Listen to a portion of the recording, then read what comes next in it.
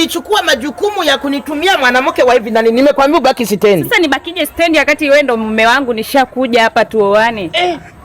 Mama, mimi mukae vizuri na baba, mulitazimini. Hata kama sawa mnataka ni wewe, ila sio kunitumia mwanamke wa design hii. Mimi ni superstar. Nani mimi, wewe sikia.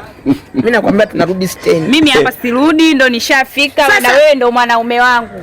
Sasa kama hurudi utaolewa na nani? Na mimi. Kama wazazi wako wenyewe washanikubali na wewe nyumbani kwetu ushakubalika. Kwa hiyo mimi wewe ndo mume wangu hapa, ndo nishafika na utaniona, harusi tutafanya. Mimi haiwezekani, labda kama nakwenda kuwa harusi gero. Na hata mabegi harusi gero.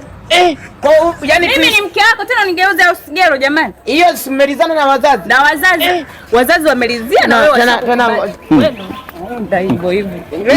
Hivi mbona king'ang'anizi? Mimi king'ang'anizi. Wewe wazazi wako washanikubali na wewe nyumbani kwetu ushakubalika. Ndio utaniona nisha. Yani kumbe wewe ndo mume wangu wangu. Wewe kama mmelizia. Wewe ndo baba wa watoto wangu, twende nyumbani.